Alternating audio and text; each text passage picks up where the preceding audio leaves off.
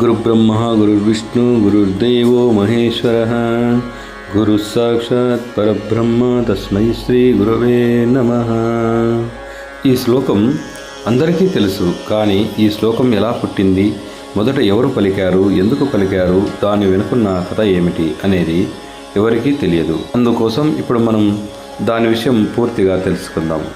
పూర్వం కౌత్సుడనే పేద పిల్లవాడిని విద్యాధరుడనే గురువుగారు తన ఆశ్రమానికి పిలుచుకొని తనకు తెలిసిన అన్ని విద్యలు నేర్పాడు. ఒకసారి గురువుగారు పని మీద కొన్ని రోజులు బయటకు వెళ్ళాడు. గురువుగారు తిరిగి వచ్చే వరకు కౌత్సుడు ఆశ్రమాన్ని చక్కగా చూసుకున్నాడు. గురువుగారు తిరిగి వచ్చిన కొన్ని రోజులకు కౌత్సుడి చదువు పూర్తయింది. కౌత్సుడిని తీసుకెళ్లడానికి తల్లిదండ్రులు వచ్చారు. కానీ కౌత్సుడు తాను గురువుగారి దగ్గరే ఉంటానని, ఇంటికి రానని కారాఖండిగా చెప్పి తల్లిదండ్రులను వెనక్కి పంపాడు. వాళ్ళు వెళ్ళిన తర్వాత గురువు కారణం అడిగాడు.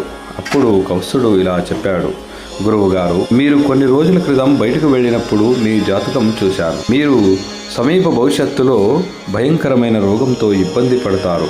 అందుకే మిమ్మల్ని వదిలి వెళ్ళలేను అని చెప్పాడు. కొన్ని రోజులకు గురువు గారికి క్షయరోగం వచ్చింది. ఆ కాలంలో క్షయకు చికిత్స లేకపోవడంతో కాశీకి వెళ్లి దాన ధర్మాలు, పుణ్యకార్యాలు చేయాలని గురు శిష్యులు కాశీకి వెళ్లారు. గురువుగారి రోగం చూసిన కాశీ ప్రజలు వీళ్లను అసహించుకున్నారు. కానీ కౌత్సుడు గురువు గారికి సేవలు చేస్తూనే ఉన్నాడు.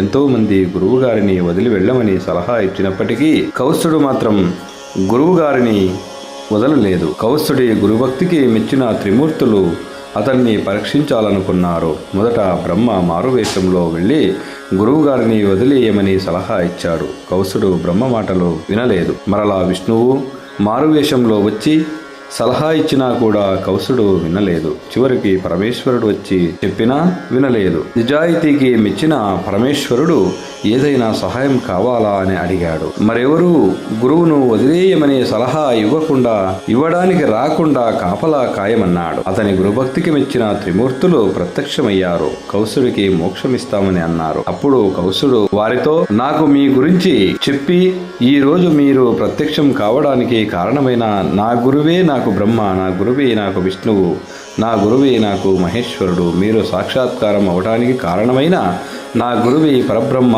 అని అర్థం వచ్చేలా ఇలా శ్లోకం చెప్పాడు.